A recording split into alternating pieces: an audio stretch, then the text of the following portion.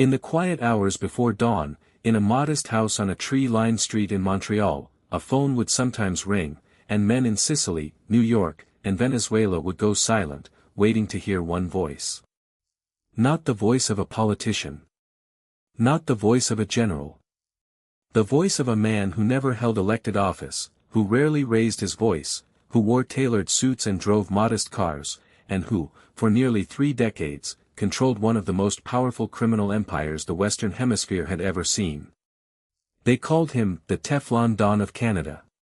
He built bridges between the Old World Sicilian Mafia and the New World American Underworld.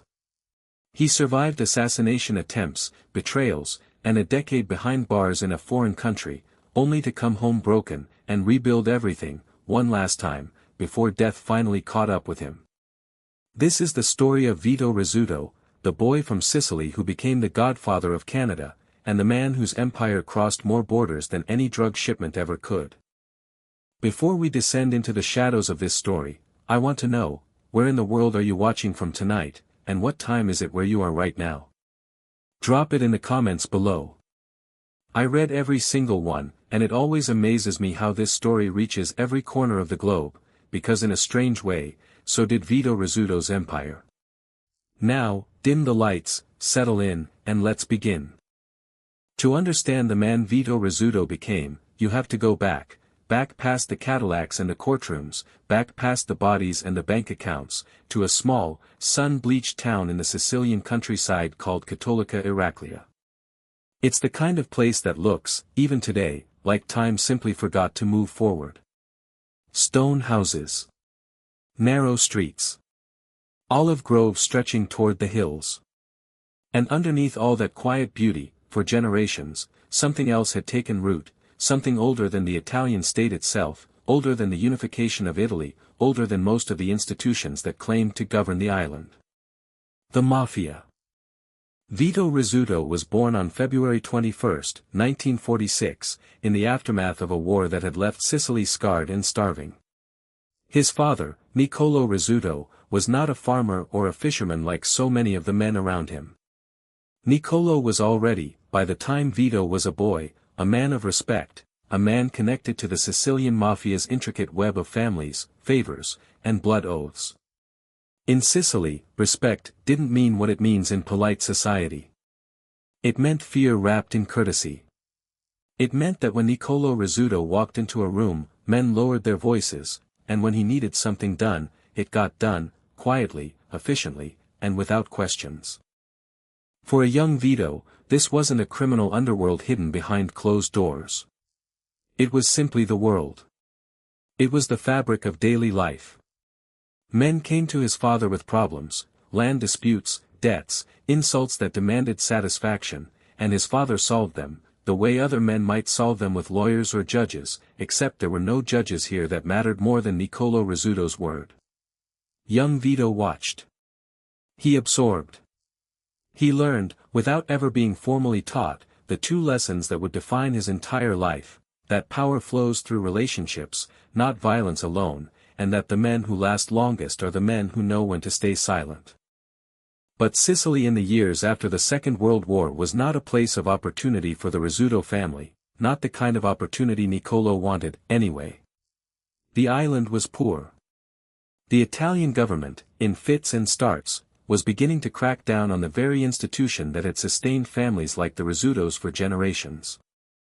And across the ocean, in the vast, half-built cities of North America, something extraordinary was happening. An entire continent was being constructed, brick by brick, contract by contract, and the men who controlled labor, construction, and the flow of goods stood to make fortunes beyond anything Sicily could offer.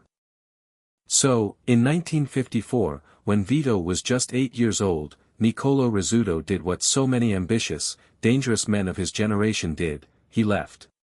He crossed the Atlantic, first landing and briefly settling roots in Montreal, Quebec, a city with a large and growing Italian immigrant population, deep ties to organized labor, a bustling port, and, crucially, a level of law enforcement attention to organized crime that was, at the time, remarkably relaxed compared to New York or Chicago. Montreal wasn't just a place to hide. It was a blank canvas. Vito arrived in Canada as a child who barely spoke English or French, thrust into a new country, a new language, a new life, but he never left behind what he'd learned watching his father hold court in Cattolica Eraclea. If anything, immigration sharpened it. Vito grew up straddling two worlds, the old world discipline and codes of Sicilian honor his father instilled in him, and the fast, brash, opportunity-soaked energy of North American organized crime, which by the 1950s and 60s was dominated by the great Italian-American crime families of New York, the Five Families, along with powerful Jewish and Irish crime syndicates that had run bootlegging operations for decades. Montreal at that time was not a mafia backwater. It was, in its own right, one of the most important criminal crossroads in North America. The city's port made it a natural gateway for smuggling. Its proximity to New York, just a few hours south, meant that Montreal's underworld was never isolated, it was in constant conversation, cooperation, and occasionally conflict, with the American families. And crucially, Canada in the mid-20th century had comparatively lighter organized crime legislation, weaker inter-agency cooperation, and a police culture that, frankly, wasn't yet built to fight transnational criminal enterprises. For a family like the Rizzutos, arriving with connections already forged in Sicily, it was close to perfect.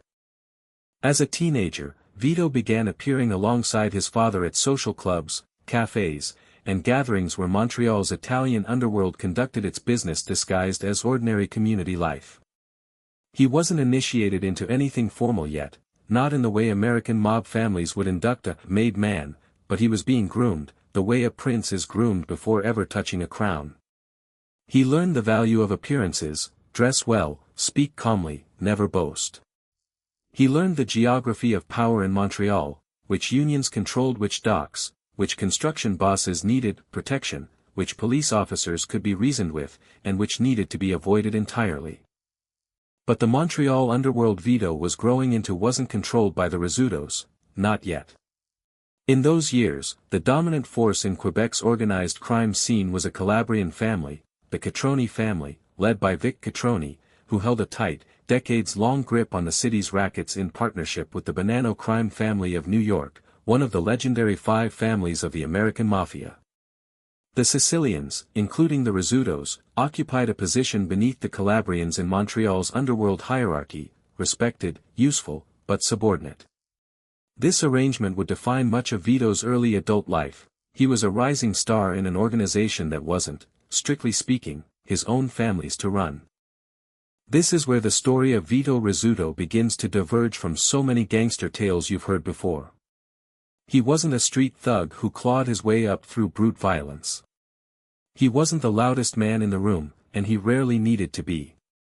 From his earliest days moving through Montreal's underworld, Vito displayed something rarer and, in the long run, far more dangerous: patience. He understood that empires built on fear alone eventually crumble, because fear breeds resentment, and resentment breeds betrayal. What Vito was building, quietly, methodically, over the course of decades, was an empire built on relationships. Debts owed. Favors extended. Marriages arranged. Trust earned in small increments and never squandered on impulsive violence.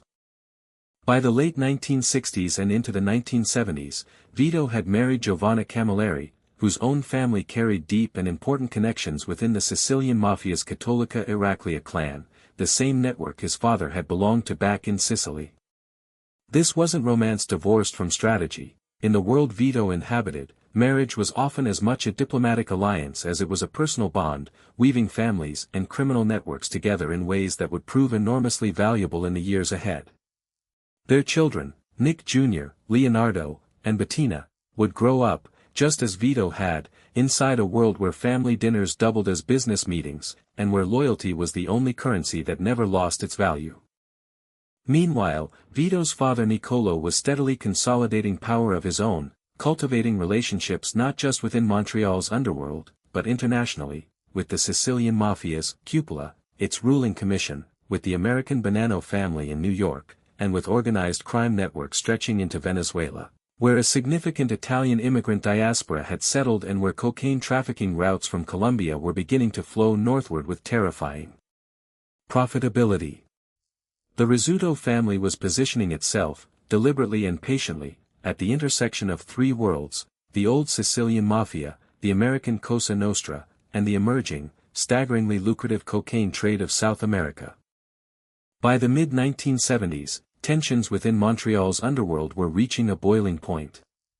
The Catroni-Violi leadership, Vic Catroni and his fearsome underboss Paolo Violi, remained firmly Calabrian in its orientation, and they viewed the growing power and ambition of the Sicilian faction, led in practice by Niccolo Rizzuto and increasingly by his son Vito, with deep suspicion.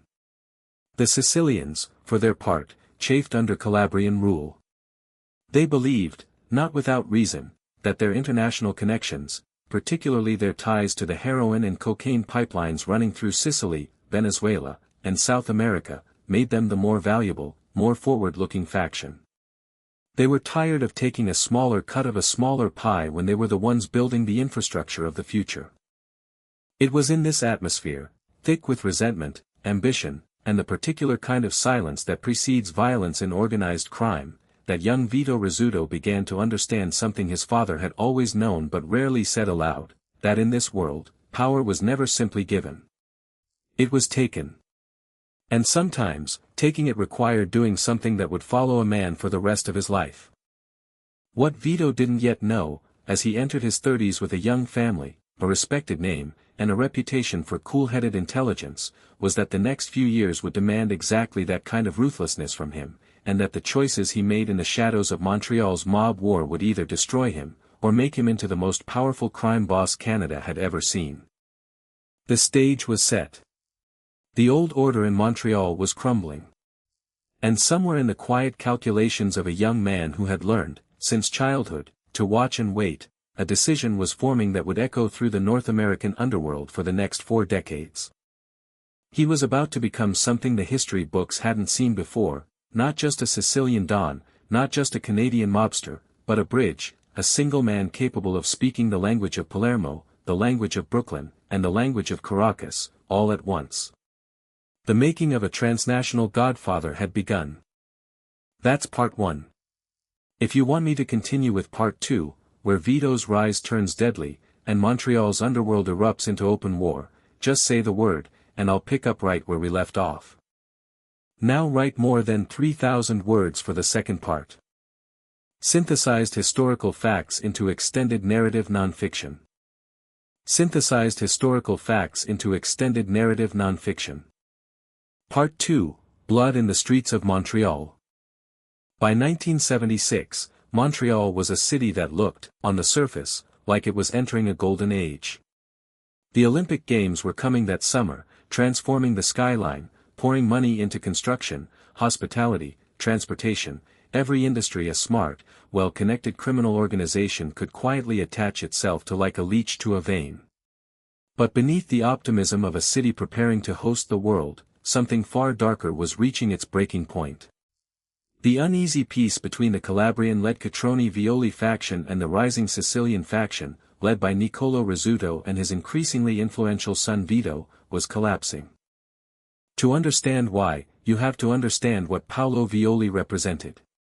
Violi was underboss to the aging Vic Catroni, and by the mid-1970s, he was for all practical purposes running the day-to-day affairs of Montreal's Cosa Nostra family. He was a traditionalist. He respected the old Calabrian-Sicilian hierarchy that had governed the city's underworld for decades, and he had little patience for what he saw as the Sicilians' growing arrogance, their international drug connections, their direct lines to the Sicilian Mafia's ruling commission, their increasingly open ambition to seize control of Montreal for themselves. Violi believed the natural order of things placed his faction on top.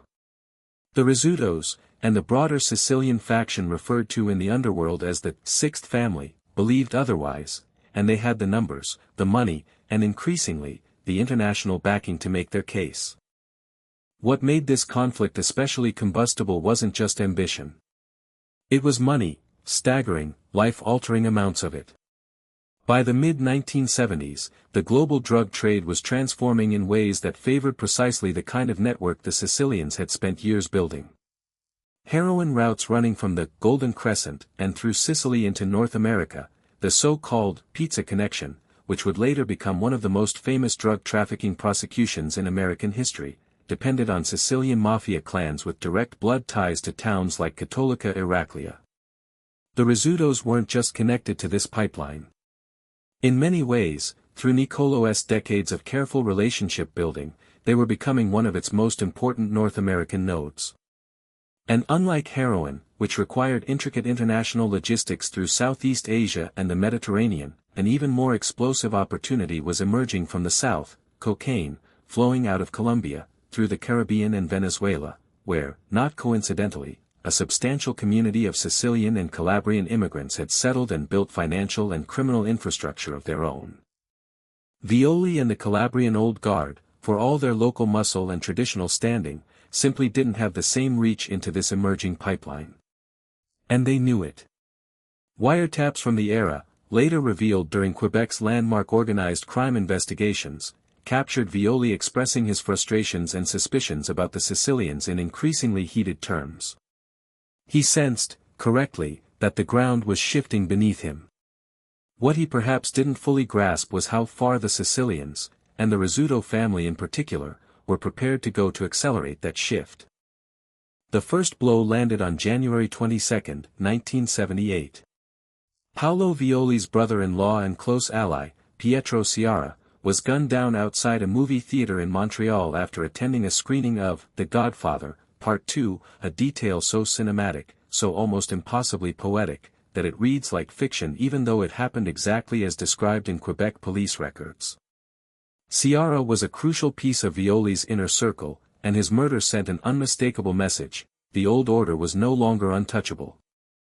Then, on January 22, 1978, some accounts placed these events within the same tense stretch of weeks that winter, came the moment that would change the balance of power in Montreal forever. Paolo Violi was sitting in a small social club on Jean Talon Street, a modest neighborhood hangout where he often played cards with associates in the evening, feeling, by all accounts, relatively secure in the heart of what he still considered his territory. Two masked gunmen entered. Violi was shot multiple times at close range and killed almost instantly. It was brutal, efficient, and utterly without ceremony, a message delivered in the oldest language the underworld understood. Investigators, journalists, and later court testimony would spend years piecing together exactly who ordered the hit and who pulled the trigger. What became clear over time, through police wiretaps, informant testimony, and the slow, grinding work of organized crime investigators across 2 decades, was that the murder of Paolo Violi was not a spontaneous act of gang violence. It was the culmination of a calculated campaign by the Sicilian faction to eliminate the Calabrian leadership of Montreal's underworld, piece by piece, until there was no one left to contest their claim to the throne.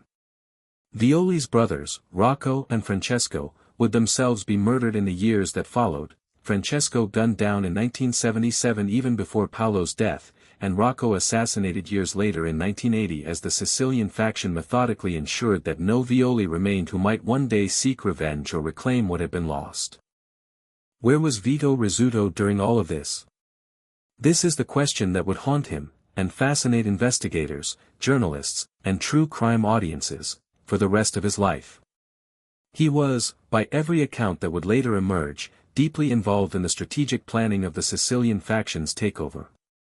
He was young, sharp, fluent in the languages and customs of both the old Sicilian world and the new Canadian one, and increasingly trusted not just by his father but by senior figures within the American Bonanno family in New York, who had their own complicated stake in how the Montreal situation resolved. Some law enforcement officials and mafia historians have long believed, though it would take until 2015, in stunning testimony from a former Bonanno family insider, for anything close to direct confirmation to reach a courtroom, that Vito Rizzuto was one of the gunmen who walked into that social club in 1978 and ended Paolo Violi's life. Whether Vito pulled a trigger himself or orchestrated the operation from a careful distance, one truth became undeniable in the years that followed: the murders of Paolo Violi and his brothers didn't just eliminate the Calabrian Old Guard. They installed the Rizzuto family, and Vito in particular, as the unquestioned power in Montreal's underworld.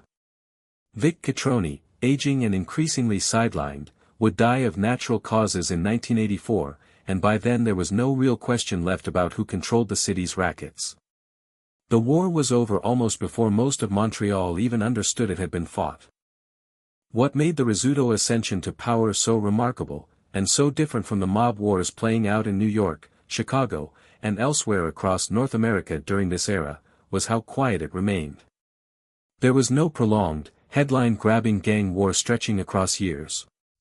There was no public spectacle of retaliation and counter-retaliation dragging in innocent bystanders and drawing relentless media attention. The Rizzutos struck with surgical precision, eliminated their obstacles, and then, almost immediately, returned to the shadows, conducting business as though nothing extraordinary had happened at all. This was, in many ways, the defining signature of Vito Rizzuto's entire career: violence deployed sparingly, strategically, and then followed by an almost eerie return to normalcy and order. By the early 1980s, with the Violi faction eliminated and Vic Catroni's influence fading into irrelevance, the Rizzuto family didn't just control Montreal's Italian underworld, they had fundamentally reshaped it. Niccolo Rizzuto, still the family patriarch, held the formal position of respect, but increasingly it was Vito, now in his mid-30s, who was making the operational decisions that mattered. And Vito's vision for what the organization could become was far larger than anything Paolo Violi or even Vic Catroni had ever imagined. Where the old Calabrian leadership had been content running gambling operations, loan sharking, and extortion rackets rooted firmly in Montreal's neighborhoods, Vito understood that the future, the truly staggering money, lay in something else entirely: international drug trafficking on an industrial scale, and the patient, careful laundering of the fortunes it generated through legitimate businesses, real estate, and construction contracts across 2 countries and, eventually, 3 continents. The Rizzuto organization began to formalize what would later become known, first by law enforcement, and eventually by journalists and true crime historians, as Canada's Sixth Family, a nod to the 5 families that had famously divided New York's Cosa Nostra since the 1930s. It was an audacious framing, and a deliberate one. It signaled that the Rizzutos considered themselves not a subordinate branch of the American mob, not a mere Canadian outpost of Sicilian or New York interests, but a fully independent, fully sovereign criminal power, one that happened to maintain close, mutually beneficial relationships with the Bonanno family in New York, with Sicilian clans back in the old country, and with drug trafficking networks stretching deep into Venezuela and Colombia, but which answered, ultimately, to no one but itself. This period, roughly the early 1980s through the mid-1990s, would become known as the golden era of the Rizzuto organization, and Vito Rizzuto himself began to cultivate an image that was almost the inverse of the stereotypical gangster. He didn't flaunt wealth through gaudy jewelry or loud, aggressive behavior. He dressed in impeccably tailored suits, carried himself with quiet confidence in Montreal's most upscale restaurants and social clubs, and cultivated relationships not just with fellow criminals, but with businessmen, politicians, and members of high society who often had no idea, or perhaps preferred not to know, exactly what the source of Vito's evident wealth and influence truly was. He golfed. He attended charity functions. He was, by the accounts of many who encountered him socially during this period, charming, soft-spoken, and remarkably difficult to dislike in person, a contrast so stark with the violence that had cleared his path to power that it almost defied belief. Law enforcement agencies in Quebec and across Canada were not blind to what was happening. Throughout the late 1970s and into the 1980s, Quebec's provincial police and the RCMP conducted extensive investigations into the Rizzuto organization, building files, cultivating informants, and slowly assembling a picture of an organization that was, by any measure, extraordinarily sophisticated. But building a case against Vito Rizzuto specifically proved maddeningly difficult. He rarely, if ever, appeared in a position where his fingerprints, literal or figurative, could be directly connected to a specific crime. He surrounded himself with layers of trusted lieutenants, family members, and longtime associates who insulated him from the kind of direct evidence prosecutors needed. Money moved through numbered companies, real estate holdings, and offshore accounts. Orders, when given, were rarely given in ways that could be recorded or traced.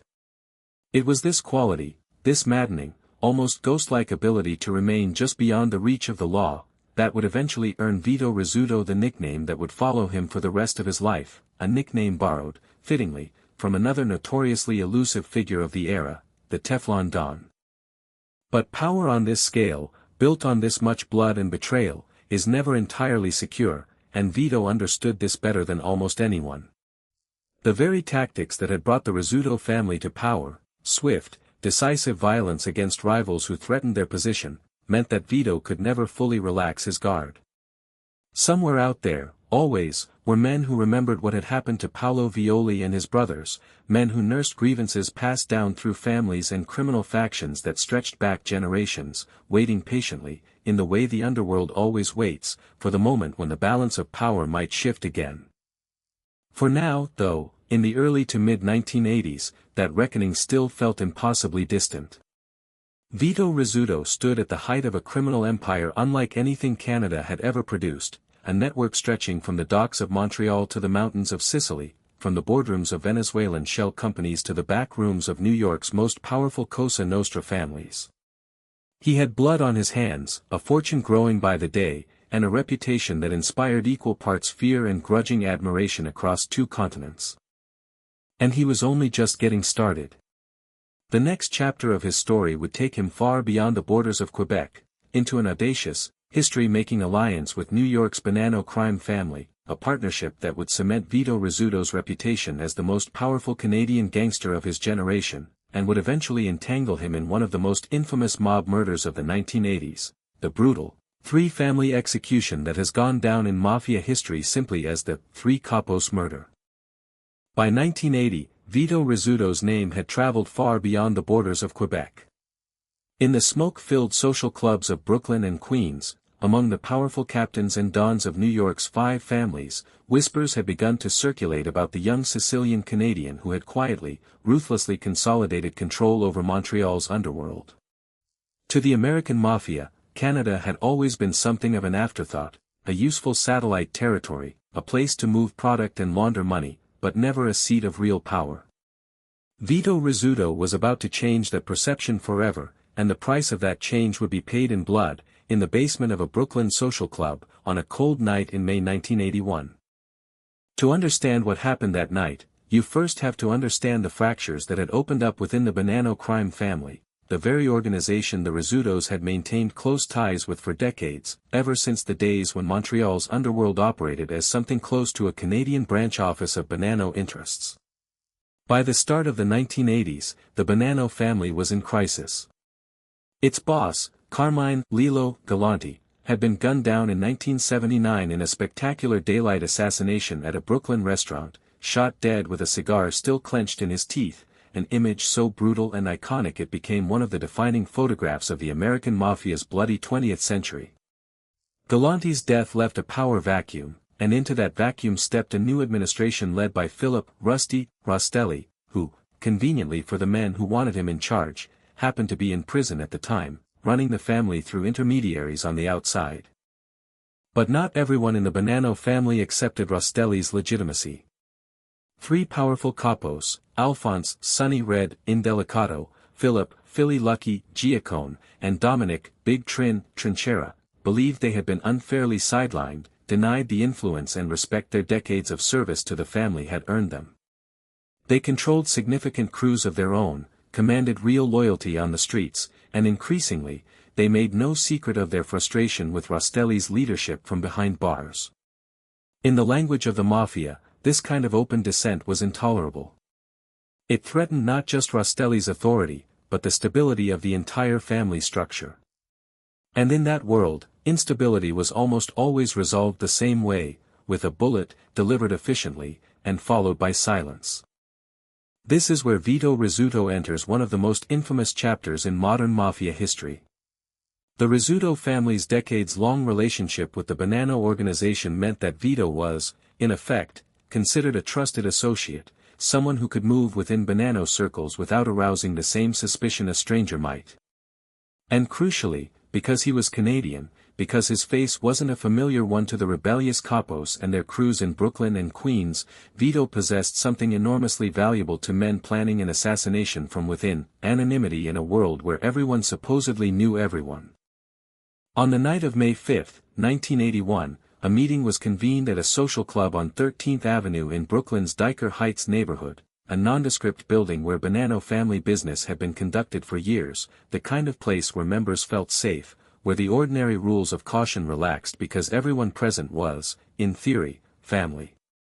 Sonny Red Indelicato, Philly Lucky Giacone, and Big Trinchera arrived believing they were attending a routine sit-down, a negotiation meant to address the tensions simmering within the organization. What they didn't know, what they couldn't have known, was that the meeting had been engineered from the very beginning as an elaborate trap. According to later testimony, court records, and the accounts pieced together over decades by investigators and journalists covering organized crime, a small team of gunmen had been positioned inside the club, hidden in a closet and other concealed points around the room, waiting for a signal.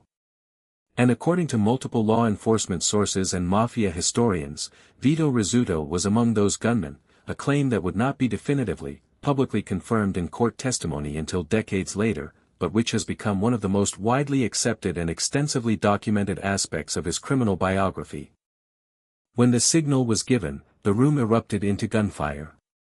Indelicato, Giacone, and Trinchera were shot repeatedly at close range in a matter of seconds, a coordinated, brutally efficient execution that left all three men dead before they fully understood what was happening to them. The scene inside that club, as later described in FBI reports and courtroom testimony, was one of pure, calculated savagery. Three powerful, heavily built men, each capable of real physical menace in his own right, cut down almost simultaneously by gunmen who had planned every angle, every position, every second of the operation in advance. What happened next revealed just how coldly professional this operation truly was. The bodies of the three murdered Capos were wrapped and transported away from the club under cover of darkness, eventually buried in a series of makeshift graves in Queens and other locations around New York City, a grim, practical detail that speaks to just how thoroughly this hit had been planned, down to the logistics of disposal. It would take investigators years, in some cases decades, to locate and identify all of the remains. Alphonse Indelicato's body, notably, wasn't discovered until 2004, when construction work in Queens' Ozone Park neighborhood unearthed skeletal remains that were eventually matched through forensic analysis, more than 2 decades after his murder. This event, which would come to be known within mafia lore as the Three Capos Murder, reshaped the entire power structure of the Bonanno crime family. With Indelicato, Giacone, and Trinchera eliminated, Rostelli's leadership, and the faction that supported him, was secured without further significant challenge. And crucially, the operation cemented something enormously valuable for the Rizzuto family back in Montreal, an ironclad debt of gratitude and trust from the very top of one of New York's most powerful crime families. In the brutal accounting of mafia politics, Vito Rizzuto and the organization he represented hadn't just proven their loyalty. They had proven their capability, their willingness and ability to carry out precisely the kind of high-stakes, high-risk operation that separated genuine power players from mere associates. The FBI, through its long-running investigation into the Bonanno family, an investigation that would eventually produce one of the most famous undercover operations in bureau history, when Special Agent Joseph Pistone spent 6 years embedded within the Bonanno organization under the alias, Donnie Brasco, slowly pieced together the outlines of what had happened that night in Dyker Heights. Pistone's own experiences, later chronicled in his book and the film it inspired, provided crucial insight into the internal politics and violence of the Bonanno family during this exact period, though Pistone's undercover work would ultimately focus on different aspects of the family's operations. Still, the broader investigative apparatus that emerged from that era, combined with testimony from Bonanno family members who later became government informants, gradually built a case connecting the Three Capos murder to a small circle of gunmen, a circle that, according to multiple accounts, included Vito Rizzuto. For years, despite mounting suspicion and circumstantial evidence, American authorities lacked the kind of ironclad, court-ready proof needed to charge Vito Rizzuto with participation in the murders. He remained in Canada, protected not just by physical distance but by the maddening complexities of cross-border law enforcement cooperation, by the loyalty of an organization that had learned, from the very example of the three Capos murder itself, exactly what happened to those who talked. The case against him existed in that frustrating gray zone so familiar to organized crime investigators everywhere, known, believed, whispered about in law enforcement circles and true crime literature, but not, for the time being, provable beyond reasonable doubt in an American courtroom. What makes this chapter of Vito Rizzuto's story so essential to understanding the man he became isn't just the violence itself, brutal as it was. It's what the three Capos murder represented strategically. This wasn't a Montreal turf war, contained within the borders of Quebec, fought over territory Vito's own family stood to inherit. This was Vito Rizzuto inserting himself directly into the internal politics of the American Cosa Nostra, into New York, the undisputed historical capital of organized crime in North America, and doing so in a way that demonstrated, unmistakably, that the Rizzuto organization was not some peripheral Canadian outfit dependent on American patronage. It was a sovereign power capable of projecting force across international borders, capable of doing for New York's Bonanno family what the Bonanno family, for whatever internal political reasons, couldn't easily do for itself. In the years that followed, this reputation paid enormous dividends. The relationship between the Rizzuto organization and the Bonanno family, already strong, deepened into something closer to genuine partnership between equals, a remarkable achievement for a Canadian crime family in an era when American Cosa Nostra families rarely extended that kind of respect and operational trust to outsiders. Drug trafficking routes expanded. Money laundering operations grew more sophisticated, weaving together legitimate construction and real estate businesses on both sides of the border with the almost unimaginable profits flowing from cocaine shipments moving up from Colombia and Venezuela, through the Caribbean, into North American ports and distribution networks that the Rizzuto organization increasingly controlled or heavily influenced.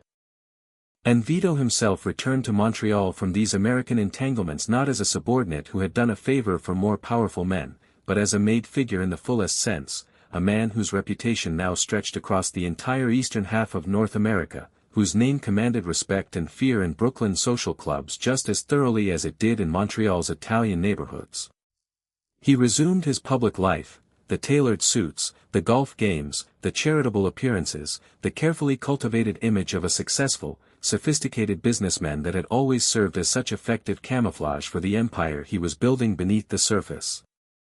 Few of the people who encountered him at Montreal's finest restaurants or charity galas during this period had any inkling that this soft-spoken, unfailingly polite man had, according to law enforcement's understanding, participated in one of the most infamous multiple murder conspiracies in the history of the American Mafia. But if the three Capos murder represented the moment Vito Rizzuto's power became truly transnational, a Canadian godfather capable of operating with impunity inside the heart of the American mob, it also planted a seed that would not fully sprout for more than 2 decades. Somewhere in the FBI's files, in the grand jury testimony of informants who had slowly begun cooperating with American authorities, in the patient, methodical accumulation of evidence that organized crime investigations depend on, the case against Vito Rizzuto was quietly being built.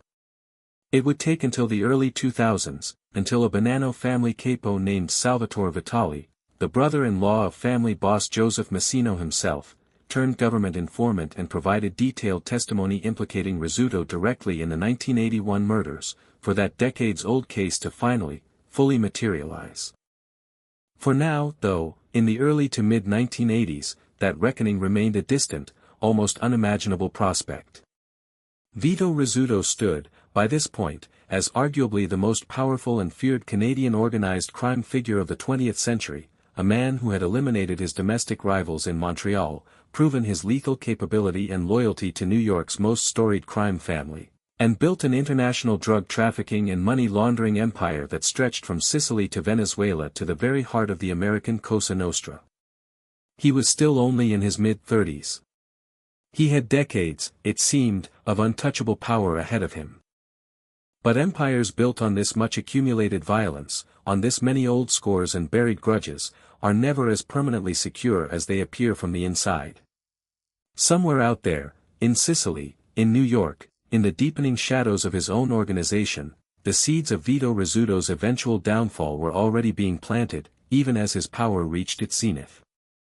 The next chapter of his story would take him deeper into the staggering wealth and audacious criminal sophistication of the 1980s and 1990s, into an era when the Rizzuto organization's drug trafficking operations would reach a scale almost impossible to comprehend, laundering hundreds of millions of dollars through construction companies, real estate developments, and offshore accounts spanning multiple continents, even as the net of international law enforcement, slowly, patiently, began drawing tighter around him. By the time the 1980s gave way to the 1990s, Vito Rizzuto was no longer simply a powerful Montreal mob boss. He had become something far rarer, far more sophisticated, and far more dangerous to law enforcement's understanding of what organized crime could even look like, the head of a genuinely transnational criminal conglomerate, one that moved with the fluidity of a multinational corporation across borders that meant everything to police jurisdictions and almost nothing to the flow of drugs and money he commanded. To understand the scale of what Vito Rizzuto built during this period, you have to stop thinking about organized crime in the terms popular culture had trained audiences to expect, the loud, flashy, Cadillac-driving stereotype of American mob cinema, and start thinking instead about something closer to a shadow multinational, with Vito as its quiet, understated CEO. At the center of this empire sat cocaine, not heroin, which had defined so much of the Sicilian Mafia's traditional criminal enterprise for generations, but cocaine, the drug that was reshaping the entire economics of organized crime across the Western Hemisphere throughout the 1980s and into the 1990s. Colombian cartels, most famously the Medellin and later Cali organizations, were producing the drug in staggering quantities, and they needed reliable, sophisticated partners to move that product into North American and European markets and, just as critically, to launder the almost incomprehensible sums of cash that resulted. This is precisely the role the Rizzuto organization had spent decades positioning itself to fill. The geography mattered enormously here, and Vito understood geography the way a master chess player understands the board. Montreal's port gave the organization direct access to shipping lanes from South America and the Caribbean. The family's deep, decades-old connections in Venezuela, cultivated originally through Sicilian and Italian immigrant communities that had settled there after the Second World War, communities the Rizzutos had maintained close relationships with since Nicolo's earliest years building his network, provided a crucial staging ground where Colombian cocaine could be received, repackaged, and financed before making its way north. And the organization's long-standing ties to the Bonanno crime family in New York, cemented in blood during the three Capos murder a decade earlier, gave the Rizzutos access to established American distribution networks that would have taken most criminal organizations generations to build from scratch. What set the Rizzuto organization apart from so many of its criminal contemporaries wasn't just the scale of the drugs moving through its networks, though that scale was, by any measure, staggering, with investigators later estimating that shipments the organization was connected to sometimes involved hundreds of kilograms of cocaine at a time, worth tens of millions of dollars on the street. What truly set the organization apart was the sophistication of what happened to the money afterward. Vito Rizzuto understood something that many organized crime figures of his era never fully grasped, that raw criminal profit, sitting in cash, was not just useless but actively dangerous. It couldn't be spent without arousing suspicion. It couldn't be invested without exposing its criminal origins. It had to be transformed, laundered, legitimized, made to look like the ordinary profits of ordinary businesses, before it could truly become power. And so, throughout the 1980s and into the 1990s, the Rizzuto organization built an extraordinary web of legitimate and quasi-legitimate businesses that served this exact purpose. Construction was perhaps the single most important industry the organization infiltrated, and it's not difficult to understand why. Montreal, like most major North American cities during this era, was engaged in constant infrastructure development, roads, bridges, public buildings, private developments, and the construction industry, with its complex webs of subcontractors, unions, and municipal contracts, offered nearly perfect cover for money laundering. Cash could be funneled through inflated contracts, phantom subcontractors, and union pension funds.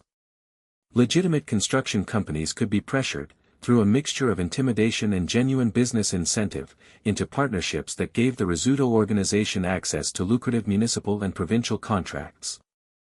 Later investigations, particularly Quebec's landmark Charbonneau Commission, a public inquiry launched in 2011 to investigate corruption in the province's construction industry, would reveal in exhaustive, sometimes almost unbelievable detail just how deeply organized crime, with the Rizzuto organization at its center, had penetrated the awarding of public construction contracts in Montreal and across Quebec, implicating politicians, engineers, union officials, and business executives in a system of kickbacks and rigged bidding that had operated for decades. But construction was only one piece of a far larger financial architecture. The Rizzuto organization's tentacles extended into real estate development, into import-export businesses that provided convenient cover for moving both drugs and money across international borders, into restaurants and cafes that served as meeting places and cash-intensive fronts, and into an increasingly complex web of offshore accounts and shell companies that stretched from the Caribbean to Switzerland to Venezuela itself. Niccolo Rizzuto, even as his son Vito assumed increasing day-to-day control of the organization's operations, remained deeply involved in this financial architecture, and it was later revealed, through Italian and Canadian investigations, that the family maintained significant assets and banking relationships in Switzerland, funneled through complex international structures designed specifically to obscure their true ownership and origin. This was the era in which Vito Rizzuto's public persona reached its most polished, most carefully constructed form.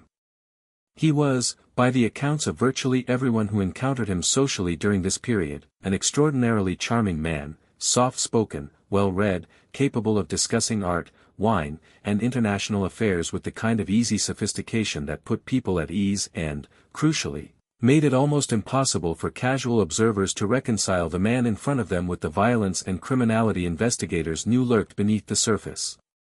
He golfed at some of Montreal's most exclusive clubs, rubbing shoulders with judges, businessmen, and politicians who either didn't know or, more troublingly, chose not to inquire too closely into the true source of his evident wealth.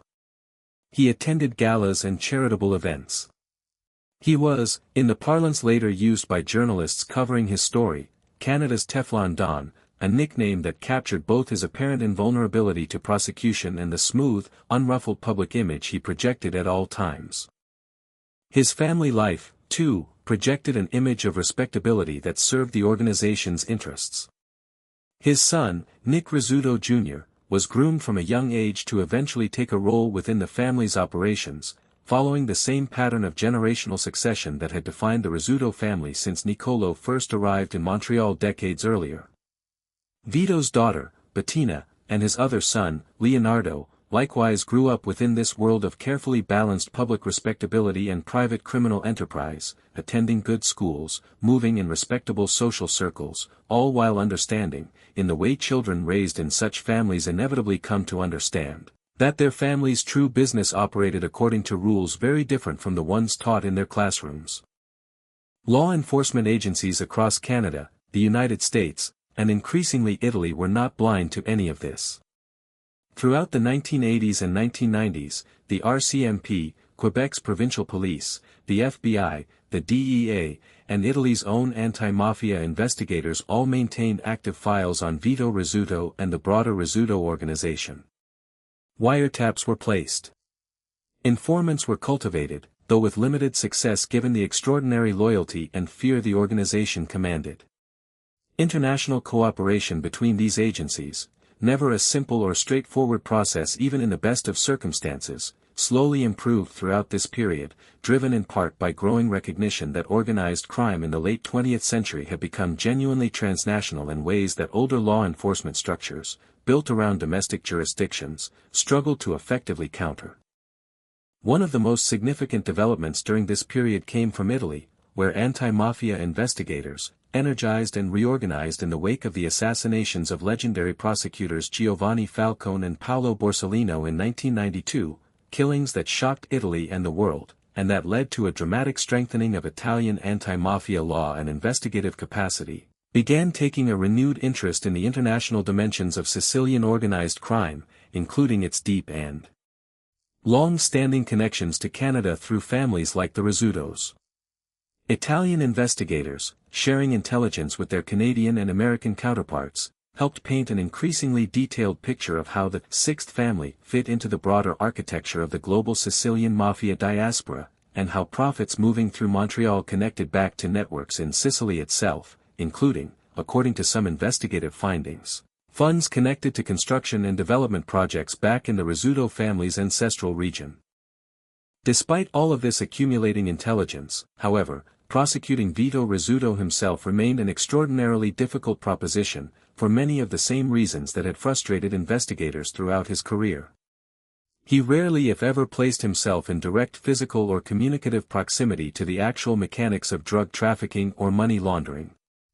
Orders flowed through trusted intermediaries, men who had proven their loyalty over decades, who understood implicitly what happened to those who cooperated with authorities, and who were themselves insulated by additional layers of criminal bureaucracy designed specifically to protect the organization's leadership from direct legal exposure.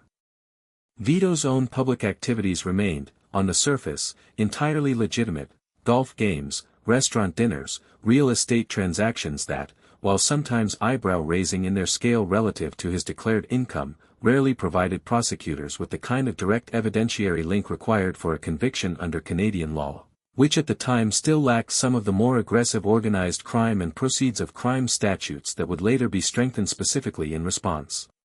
to the difficulties Canadian law enforcement experienced pursuing figures like Rizzuto.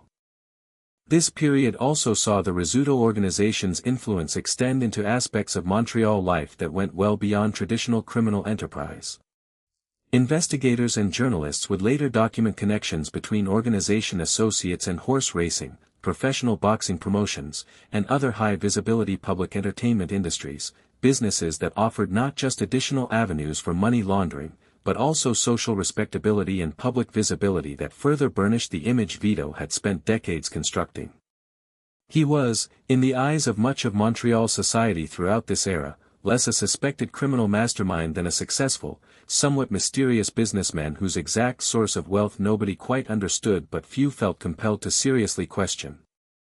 Yet even at the height of this seemingly unassailable power, cracks were beginning to show, not in Vito's public reputation, which remained remarkably durable throughout this period, but within the deeper structures of trust and loyalty that any criminal organization ultimately depends on to survive.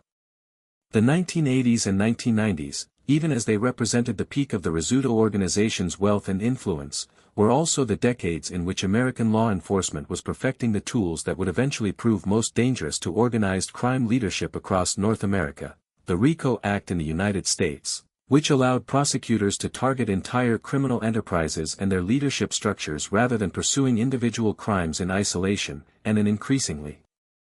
sophisticated understanding, cultivated through decades of investigation into families like the Bonannos, of how to flip lower-level associates into cooperating witnesses whose testimony could reach all the way to the top of an organization's hierarchy.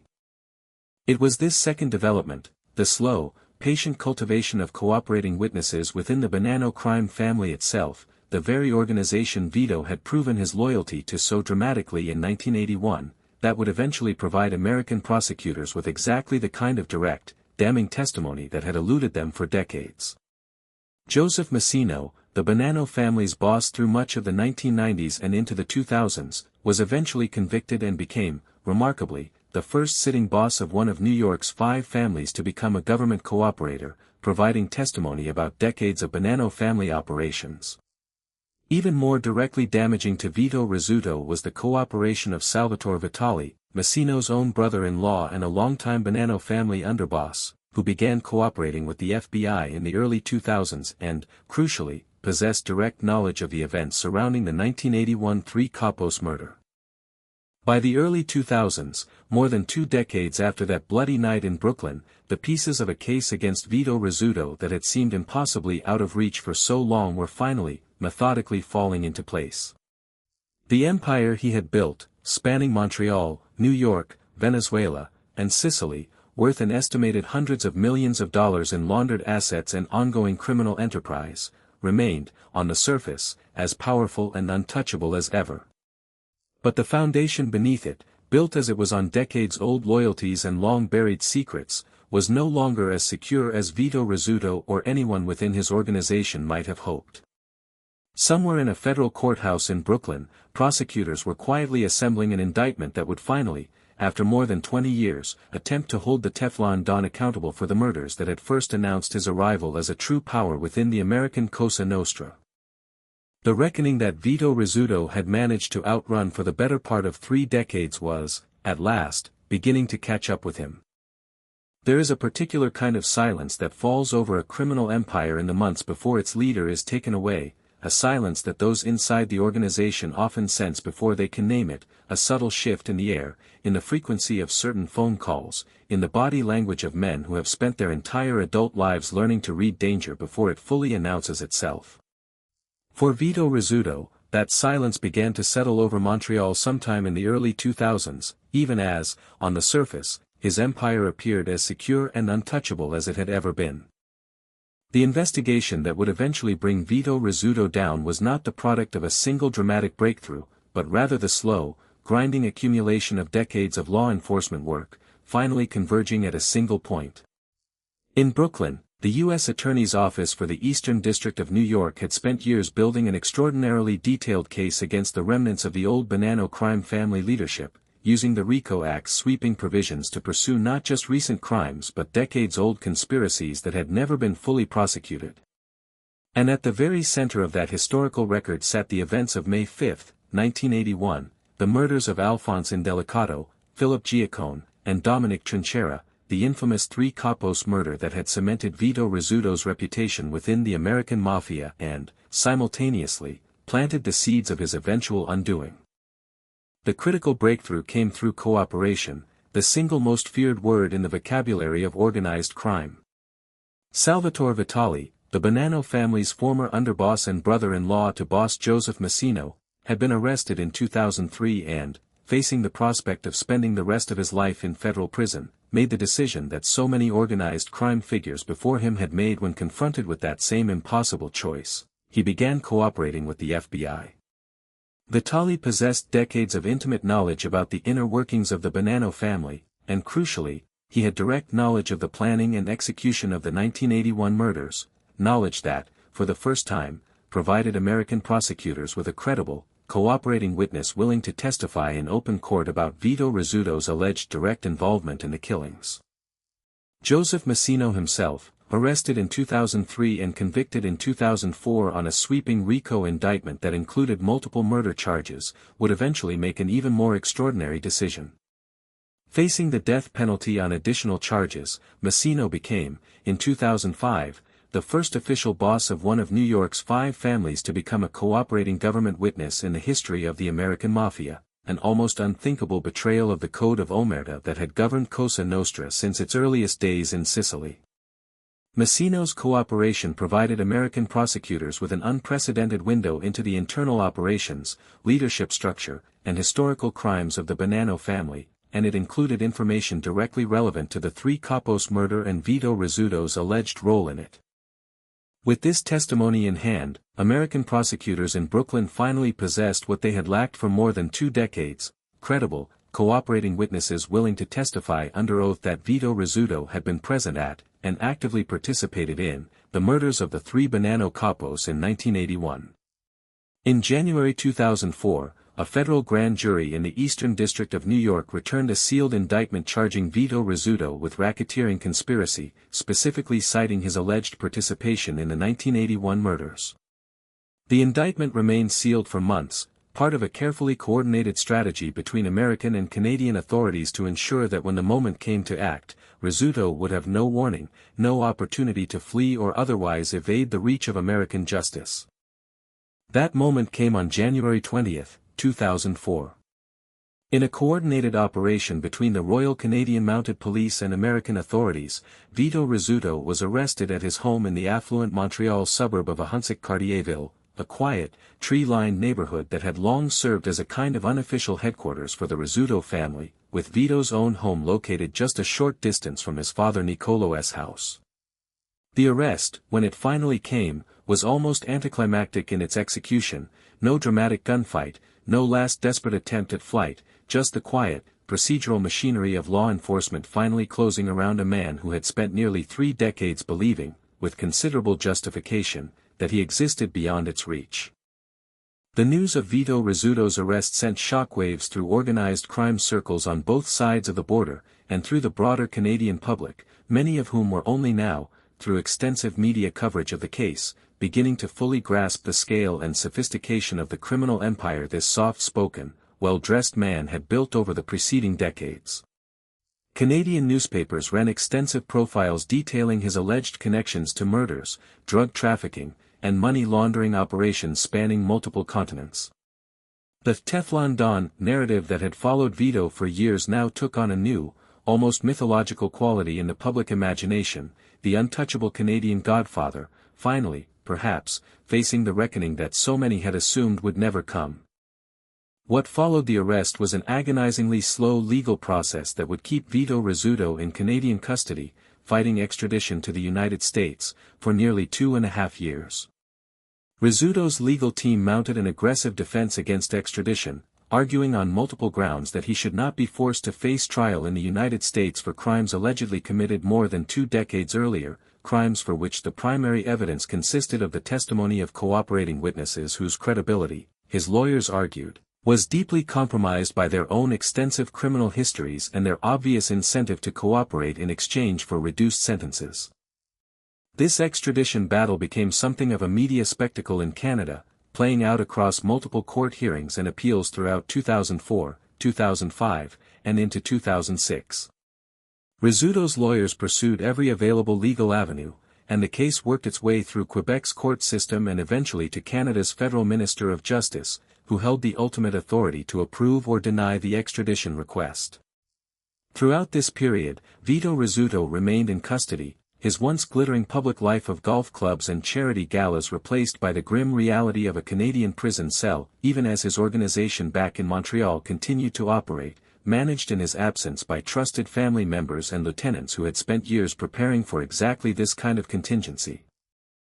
Finally, in August 2006, after exhausting his available appeals, Vito Rizzuto's extradition to the United States was approved and carried out.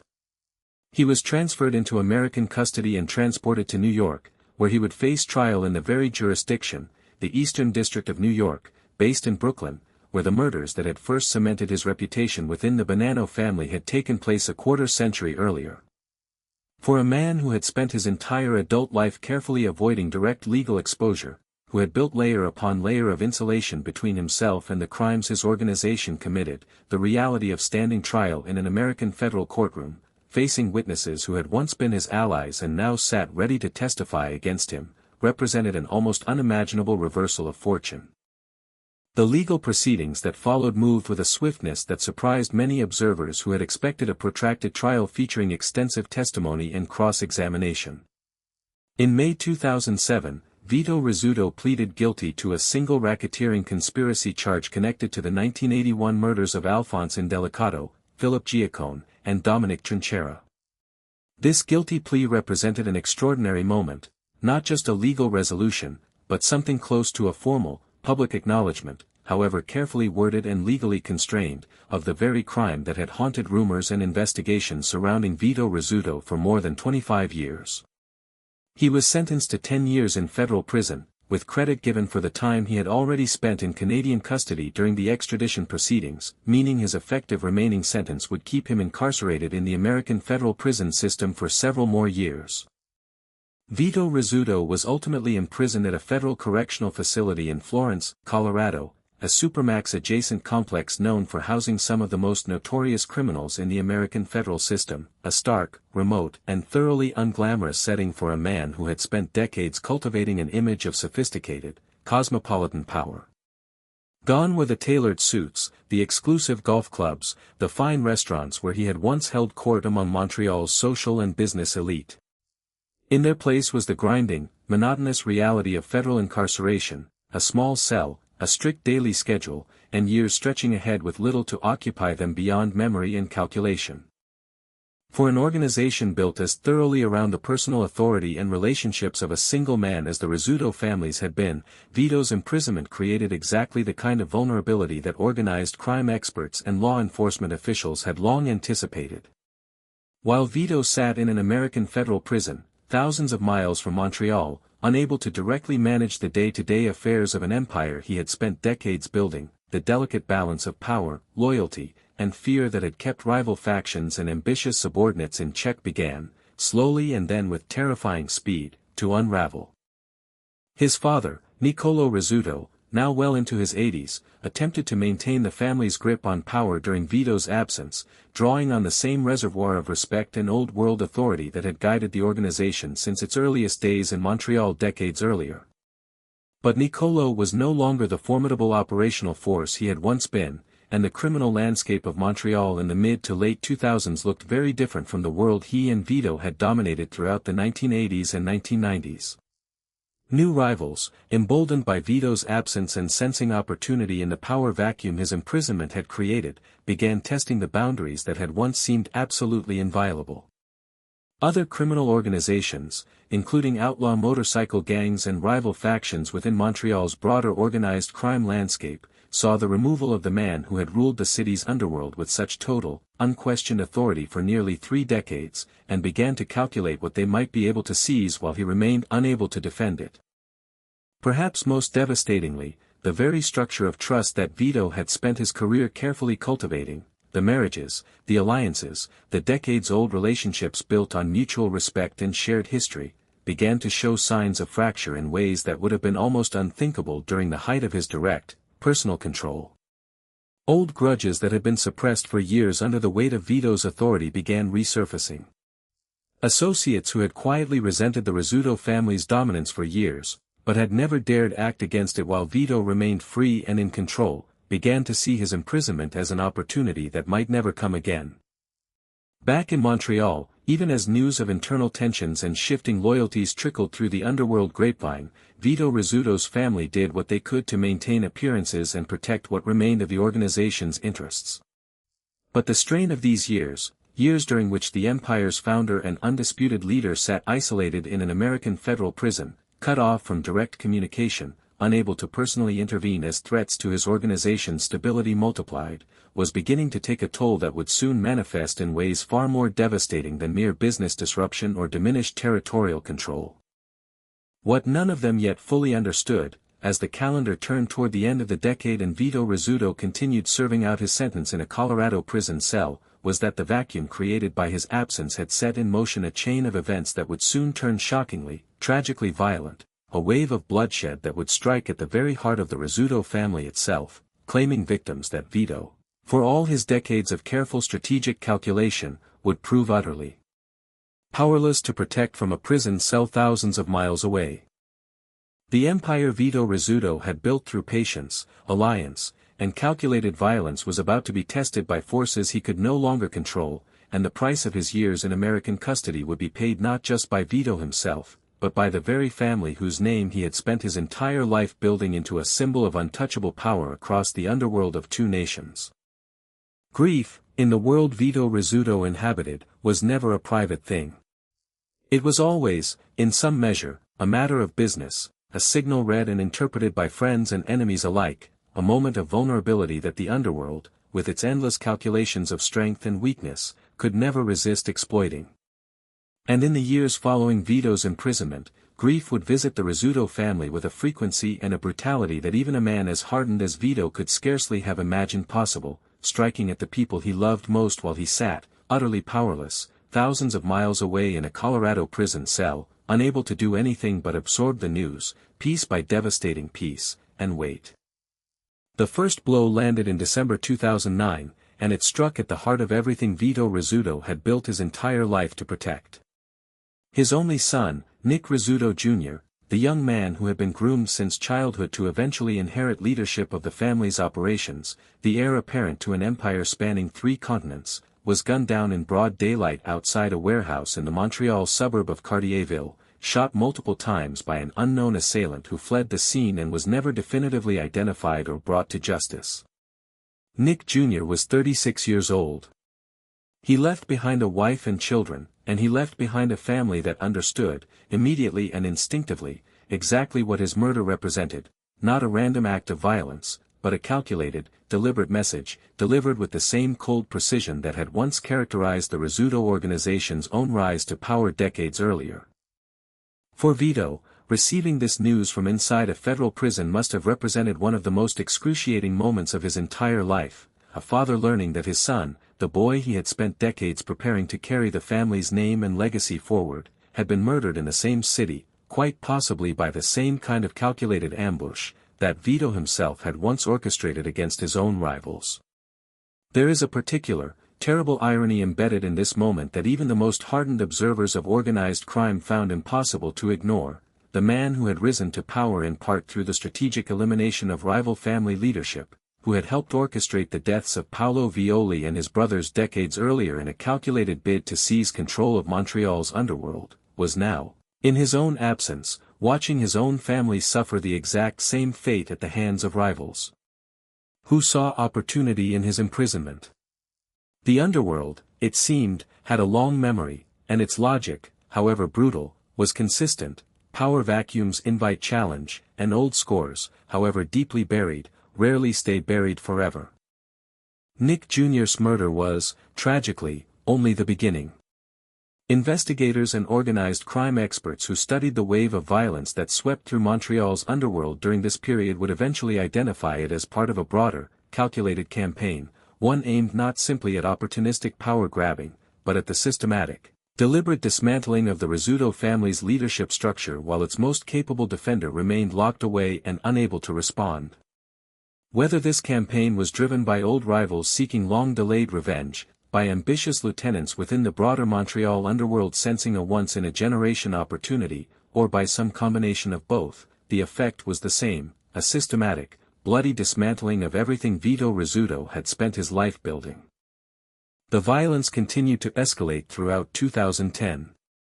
In August of that year, Agostino Contra, a longtime senior figure within the Rizzuto organization who had himself been convicted decades earlier in connection with the 1978 murder of Paolo Violi, one of the very killings that had helped install the Rizzuto family's dominance over Montreal in the first place, was gunned down outside a food distribution warehouse he owned in Montreal's St. Leonard neighborhood. Contra had been considered one of the organization's most senior and respected figures, a man whose decades of loyalty and service made his murder feel less like an isolated act of violence and more like a deliberate, symbolic dismantling of the old guard that had sustained Rizzuto power for a generation. But the most devastating blow of all, the one that would ultimately reveal just how deep the campaign against the Rizzuto family truly ran, and just how personal and vindictive its architects intended it to be, came on November 10, 2010. Niccolo Rizzuto Sr., the 86-year-old patriarch who had first brought his family to Canada from Sicily back in 1954, who had spent decades building the relationships and reputation that would eventually allow his son Vito to construct one of the most powerful criminal empires in North American history, was shot and killed by a single sniper's bullet that came crashing through the kitchen window of his Montreal home. The shot came from a significant distance, fired by someone using what investigators determined to be a high-powered rifle equipped with a scope, a method of assassination so calculated, so professionally executed, that it left little doubt this was the work of someone with genuine skill and resources, someone who had studied Niccolo's routine and patterns carefully enough to know exactly when and where to strike with lethal precision. The killing of Niccolo Rizzuto sent shockwaves far beyond the borders of Montreal's underworld, capturing headlines across Canada and drawing renewed international attention to the Rizzuto family's saga. Here was a man who had survived, who had, in fact, thrived, through more than 5 decades of organized crime, who had built an empire spanning continents, who had outlived rivals, weathered investigations, and watched his son rise to become one of the most powerful crime bosses in Canadian history, gunned down in his own kitchen by an assassin who never showed his face, who fired a single shot from a hidden vantage point and disappeared into the Montreal winter without ever being definitively caught. It was, in its cold, surgical precision, eerily reminiscent of the very tactics the Rizzuto organization itself had employed decades earlier against the Violi brothers, violence delivered not in the heat of passion, but through careful planning, patient surveillance, and a complete absence of mercy. For Vito, still serving out his sentence in the United States, the murder of his father represented an almost unbearable compounding of grief. In the span of less than a year, he had lost his only son and the father who had raised him, taught him the codes and disciplines of the underworld, and built the very foundation upon which Vito's own empire had been constructed. He was, by every account from those who had contact with him during this period, devastated, not merely by the personal loss, immense as that was, but by the growing, undeniable realization that everything he had spent his life building was actively being torn apart, piece by piece, while he remained utterly powerless to intervene, separated by prison walls and international borders from the very family and organization he had once commanded with total, unquestioned authority. Law enforcement officials and organized crime experts spent years attempting to piece together exactly who was responsible for this devastating campaign against the Rizzuto family, and while definitive, court-proven answers would remain elusive for years in many cases, the broader picture that emerged pointed toward a complex and shifting landscape of rivals and former allies who saw Vito's imprisonment as an unrepeatable opportunity. Some investigators and journalists pointed to tensions with a Calabrian faction connected to the 'Ndrangheta, the powerful Calabrian organized crime syndicate that had, in earlier decades, been sidelined by the very Sicilian faction the Rizzutos represented, but which had never fully disappeared from Montreal's underworld and which some believed saw in Vito's absence a long-awaited opportunity to reassert influence and settle old scores dating back decades. Others pointed to internal defectors, men who had once served loyally within the Rizzuto organization but who, sensing weakness and opportunity during Vito's imprisonment, had begun positioning themselves to seize control of the organization's lucrative rackets and territorial control for themselves. One name that would become particularly significant in the unfolding drama was Reynald Desjardins, a longtime associate of the Rizzuto organization who had himself served time in prison for a major cocaine trafficking conviction and who, during Vito's absence, emerged as one of the more prominent figures maneuvering for position within Montreal's shifting underworld landscape. Desjardins would eventually be charged, years later, in connection with the murder of another significant organized crime figure, Salvatore Montagna, a man who had himself briefly attempted to position himself as a new power broker within Montreal's underworld during this chaotic, blood-soaked period, illustrating just how thoroughly the careful, decades-long order that Vito Rizzuto had once imposed on the city's criminal landscape had disintegrated in his absence. Salvatore Montagna's story during this period deserves particular attention, because it illustrates just how completely the vacuum created by Vito's imprisonment had transformed Montreal's underworld into a genuine free-for-all.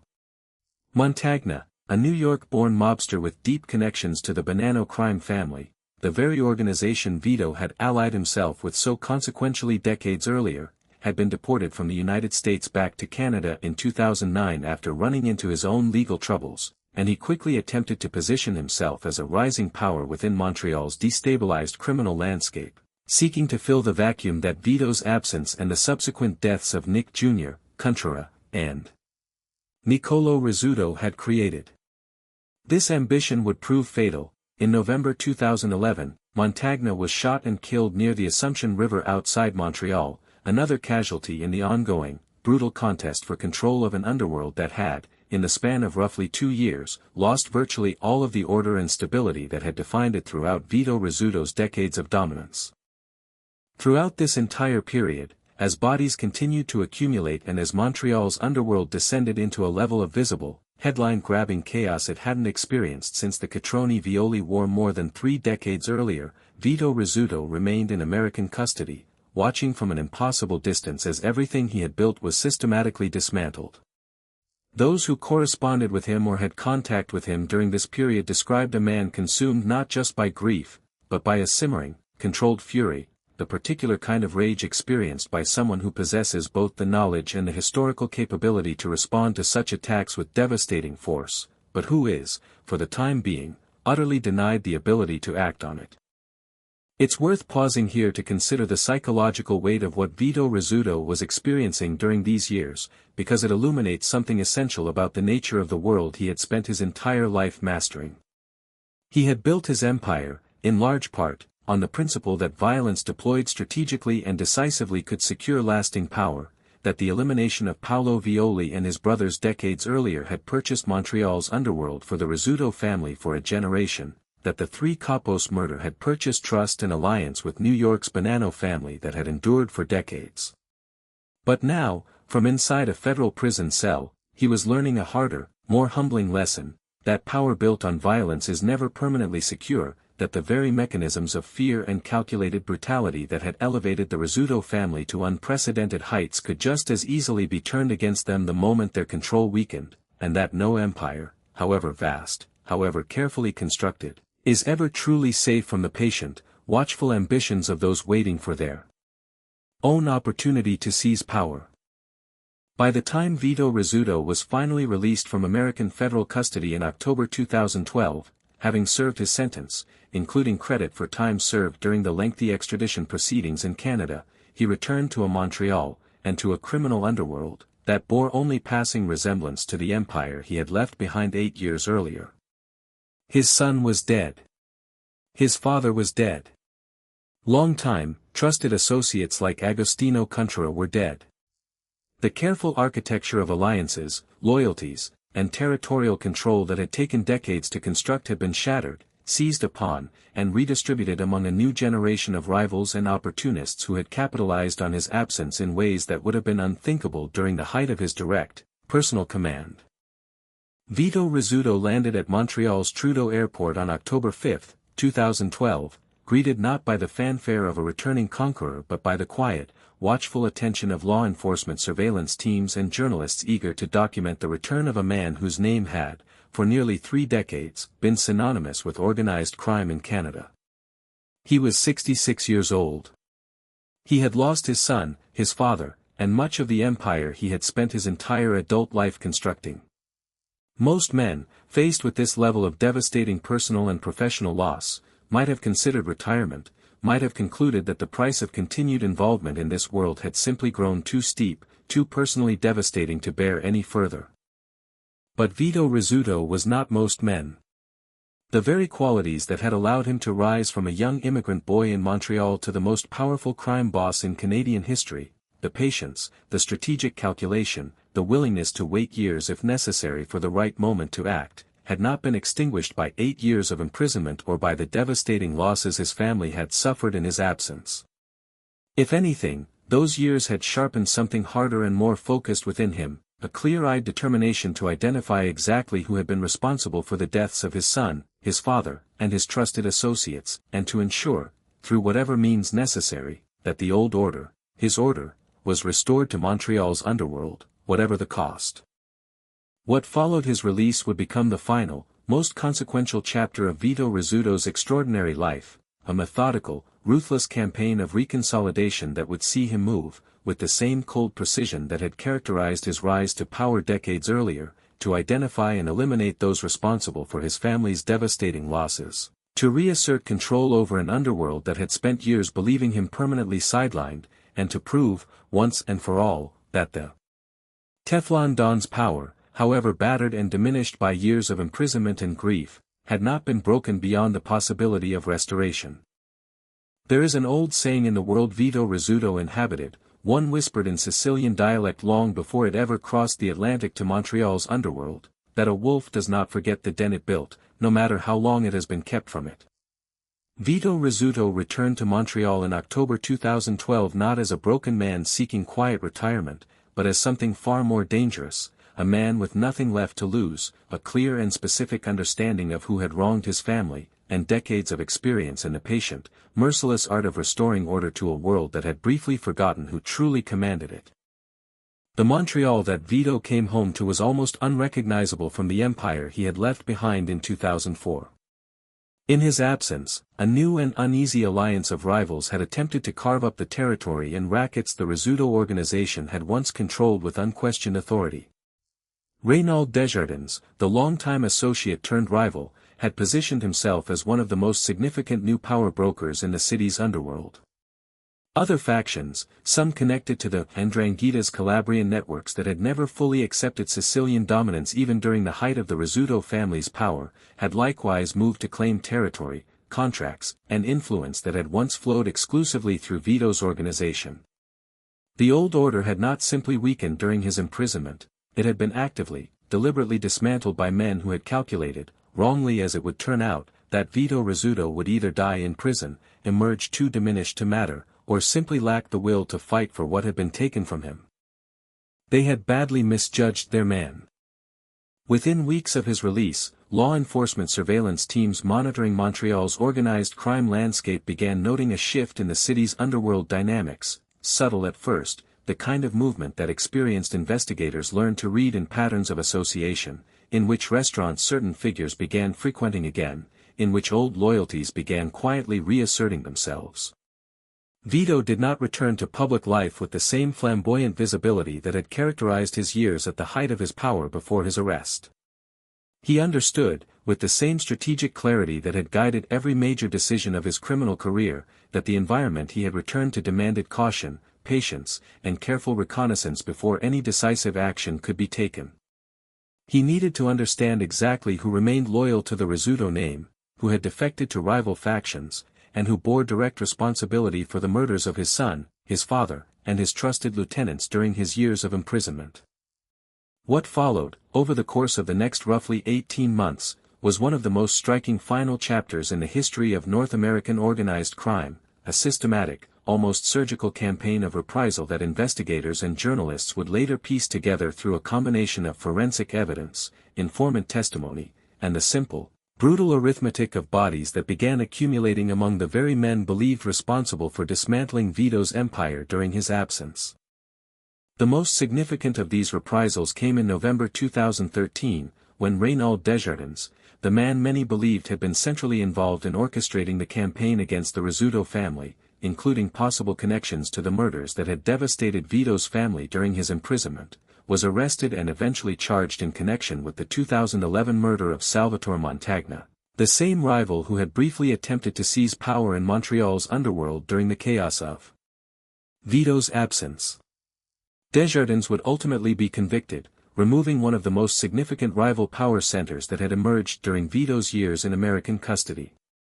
While Vito Rizzuto's direct involvement in orchestrating Montagna's death or the subsequent legal proceedings against Desjardins was never conclusively established in court, the broader pattern was unmistakable to those who understood the underworld's rhythms. The men who had profited most directly from Vito's imprisonment were, one by one, being systematically removed from the board, whether through targeted violence, strategic maneuvering, or the kind of quiet, behind-the-scenes influence that Vito had spent his entire career perfecting. Other reprisals followed with a regularity that made clear this was no series of coincidences, but a deliberate, orchestrated campaign of reconsolidation. Figures believed to have been involved, directly or indirectly, in the murders of Nick Rizzuto Jr., Niccolo Rizzuto Sr., and Agostino Contra began disappearing from Montreal's underworld, some through arrest and prosecution on unrelated charges that seemed, to careful observers, suspiciously well-timed and well-informed, others through violence that bore the unmistakable hallmarks of the same calculated, professional precision that had characterized Rizzuto-connected killings for decades. Law enforcement agencies, while never able to conclusively tie Vito Rizzuto himself to any specific act of violence during this period, a testament to the same insulating layers of loyal intermediaries and careful operational distance that had protected him throughout his entire career, nonetheless understood exactly what was happening.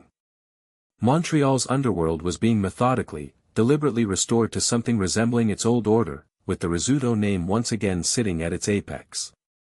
By mid-2014, the shape of Montreal's organized crime landscape had shifted dramatically once again. The uneasy coalition of rivals who had carved up the Rizzuto organization's territory during Vito's imprisonment had been broken apart, its most prominent leaders either dead, imprisoned, or forced into far less prominent positions than they had occupied just a year or two earlier.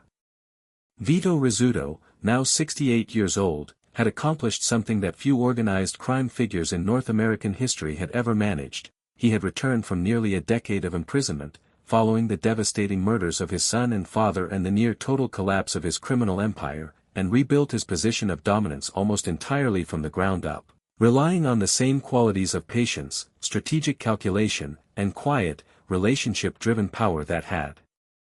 defined his rise to prominence some 4 decades earlier. But even as Vito reasserted control over Montreal's underworld, those close to him and those who studied his final years noted something different about the man who had returned from prison compared to the confident, seemingly untouchable figure who had ruled Montreal throughout the 1980s and 1990s. The losses he had suffered, his son, his father, the trusted associates who had built the organization alongside him across decades, had left visible marks. Friends and associates described a man who, even as he moved to restore order and exact whatever measure of justice he believed necessary, seemed to carry his grief with a heaviness that had not been part of his character during the earlier decades of his rise. He was, by this point in his life, a grandfather many times over, a man whose health had begun to show the effects not just of age, but of years of stress, imprisonment, and the particular kind of grief that comes from outliving a child.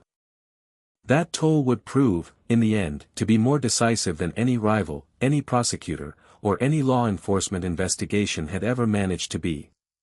In late 2013, not long after his campaign to reconsolidate power in Montreal's underworld had begun bearing visible fruit, Vito Rizzuto was diagnosed with lung cancer.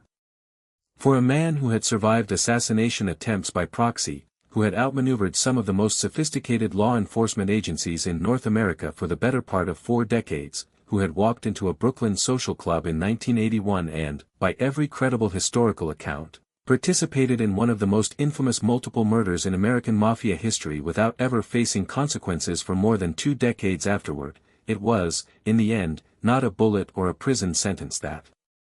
would finally end his reign, but the same disease that claims so many lives regardless of power, wealth, or notoriety. Vito Rizzuto died on December 23, 2013, at a hospital in Montreal, surrounded, according to reports at the time, by close family members. He was 67 years old.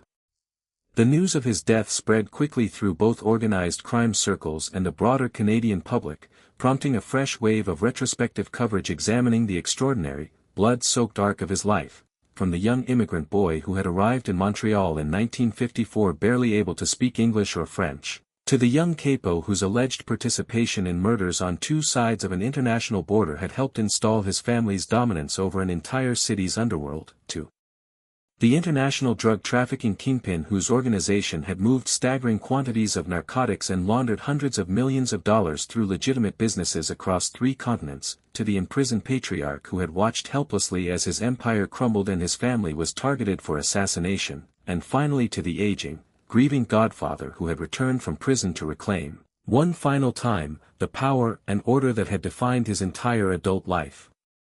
His funeral, held in early January 2014 at Montreal's Madonna della Difesa Church, the same church in the city's Little Italy neighborhood that had hosted Rizzuto family funerals and significant life events for decades, a building whose very walls seemed to hold the history of the family's rise to power, drew significant attention from both the media and law enforcement, who monitored the proceedings closely to document which figures from Montreal's underworld chose to publicly pay their respects to the man who had, for the better part of 4 decades, dominated the city's organized crime landscape more completely than perhaps any single figure before or since. Hundreds of mourners attended, a testament to the extraordinary reach of the relationships Vito had cultivated across his lifetime, relationships that spanned not just the criminal underworld, but the broader Italian-Canadian community in Montreal, many of whom, whatever their private knowledge or suspicions about the true source of the Rizzuto family's wealth and influence, had experienced Vito Rizzuto primarily as a respected, generous figure within their community rather than the calculating, occasionally ruthless crime boss that law enforcement files and journalistic investigations had documented in such extensive detail. In the years following his death, the criminal organization Vito Rizzuto had spent his life building did not simply disappear, but it also never fully recovered the singular, unified dominance it had achieved under his leadership. Control passed, in various contested and sometimes violent forms, among family members and associates who had survived the tumultuous years of Vito's imprisonment and the subsequent war that had claimed so many lives on both sides. Leonardo Rizzuto, Vito's surviving son, along with other family members and longtime associates, worked to maintain what remained of the organization's business interests, though never again with the same singular, unquestioned authority that had characterized the decades of Vito's direct leadership. Montreal's underworld, in the years since Vito's death, has continued to exist in a more fragmented, contested form, a landscape of competing factions and alliances that stands in stark contrast to the decades of centralized, disciplined control that Vito Rizzuto had imposed for so long. What makes Vito Rizzuto's story so uniquely compelling, so different from so many of the gangster narratives that have captured public imagination over the decades, isn't simply the scale of the violence or the staggering sums of money that flowed through his organization, impressive as both of those elements were. It's the extraordinary breadth of his reach and influence, a man who began life in a small Sicilian town, who was shaped by his father's connections to the old world mafia, who built an empire that connected the ancient criminal traditions of Sicily to the booming construction economy of Quebec, to the internal power struggles of New York's most storied Cosa Nostra family, to the emerging cocaine trafficking networks of Colombia and Venezuela.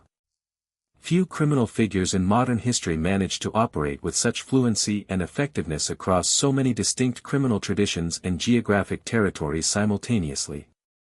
He was, in a very real sense, one of the first truly globalized crime bosses of the late 20th century, a man whose empire anticipated, in many ways, the increasingly transnational nature that organized crime would take on in the decades that followed, as globalization reshaped not just legitimate commerce but the criminal enterprises that had always shadowed it.